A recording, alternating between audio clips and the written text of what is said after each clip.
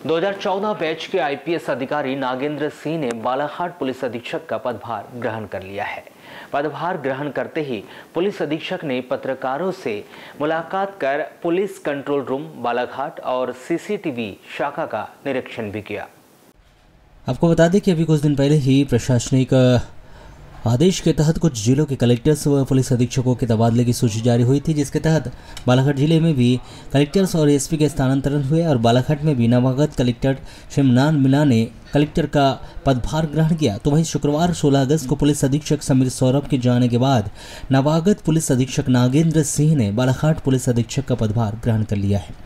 Balaghat police अधीक्षक का पदभार ग्रहण करते ही उन्होंने पत्रकारों से चर्चा कर बताया कि वह इसके पहले भी बालाघाट जिले में रह चुके हैं और उन्होंने बालाघाट जिले में कुछ समय काम भी किया है और पत्रकारों के द्वारा भी कुछ मुद्दों को लेकर उनका ध्यान आकर्षण भी किया गया है, जिस पर जल्द ही पुलिस अधीक्षक के द्वारा काम करने की बात कही।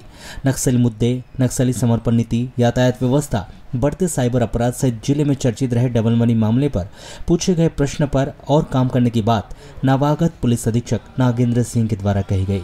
चर्चा में उन्होंने यहां भी बताया कि उनकी पहली पोस्टिंग बतौर एसपी शिवपुरी में हुई थी। वे भिंड में भी एसपी रहे। इसके बाद वे बालाघाट में 1.5 वर्षों तक हाक फोर्स में तैनात रहे। यहां से उनकी पदस्थापना भोपाल में विशेष शाखा में भी रही। इसके बाद उनकी पदस्थापना बालाघाट पुलिस अधीक्षक के रूप में हुई है। नौकरी पेशा परिवार से आने वाले नागेंद्र सिंह मूलतः राजस्थान के जयपुर से है, लेकिन मध्य प्रदेश कैडर लेने के बाद से वे प्रदेश में ही रहे। उनकी पत्नी भी डिंडोरी में एसपी है।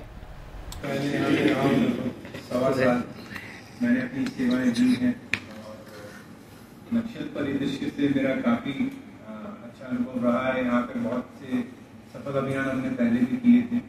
मेरा प्रयास रहेगा कि जो विगत 5 वर्षों में अच्छा काम नक्सल क्षेत्र में यहाँ पे हुआ है, उसे नई ऊंचाइयों पे लेके जाना है। आप सबके सहयोग के साथ हमें मिलके बालाघाट को नक्सल प्रदेश बनाना है कि आज की डेट में जैसे जैसे समय बढ़ता जा रहा है, बालाघाट 25 सर्वाधिक अफेक्टेड जिलों में भारत के आता है। अभी भी उस परिस्थिति को देखते हुए चुनौती, हालांकि इसका बराबर पुलिस की विभिन्न टीमें हमारे यहाँ पे मुंहतोड़ जवाब दे रही हैं, फिर भी ये चुनौती निरंतर बनी हुई है। कहीं ना कहीं इसमें और हमें प्रभावी कार्रवाई करने की आवश्यकता है, जिसमें हम बिल्कुल पूरी समन्वय के साथ, जोश के साथ एवं सतर्कता के साथ इसमें कार्रवाइयां सुनिश्चित करें। तो नक्सल के साथ साथ थाना क्षेत्र में जो घटनाएं घटी उनको लेकर जी, आप सबको पता है कि अभी हाल ही में नए कानून देश भर में लागू हुए हैं। इन कानूनों की मंशा भी ये रही है कि जो पहले दंड नीति के अनुसार चलते थे, वो अब एक न्याय नीति की ओर अग्रसर हो रहे हैं, जिसमें विक्टिम ओरिएंटेड हम ज्यादा हो रहे हैं। तो कहीं ना कहीं उस चीज की जो ट्रेनिंग चल रही है, उसमें कई आपको समझ में आता है कि प्रोसीजरल इश्यूज भी आपको समझ में आते हैं कई बार। उन चीजों पे भी हम लोग काम करने का प्रयास कर रहे हैं कि जो ट्रांजिशन हुआ है इसके लिए यहाँ की पुलिस बधाई की पात्र है कि उन्होंने काफी अच्छे तरीके से इस काम को किया। इस पर विस्तृत रूप से हम लोगों ने बैठक करी, चर्चा कर रहे हैं और आगे भी हम चाहेंगे कि उसको और बेहतर तरीके से इसके नतीजे आपको जो है जमीनी स्तर पे देखने को मिले। खासतौर पे जो मंशा रही है नए कानूनों के साथ सरकार की, उसको हम जमीनी स्तर पे कैसे लागू करके आ रहे हैं करते हैं, बल्कि छत्तीसगढ़ में जाकर समर्पण करते हैं। ऐसा कोई प्रयोजन रहेगा बालाघाट में?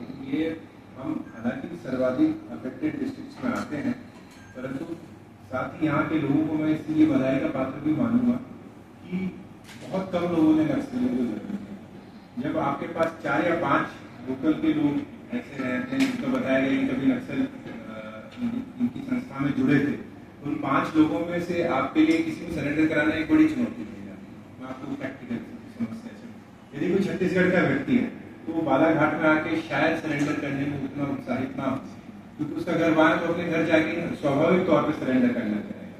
तो यहाँ पे ये एक नीति आई है, जब हमें महसूस होता है कि कुछ ऐसे लोग हैं जो आना चाहते हैं, मुख्य धारा में वापस आना चाहते हैं, तो खैर इस आप सबके मंच के माध्यम से आज भी हम ये भी कहना चाहते हैं कि जो यदि आना चाहते हैं वापस और उन्हें कोई डर या संकोच लग रहा है, तो बिल्कुल आप निसंकोच रहिए।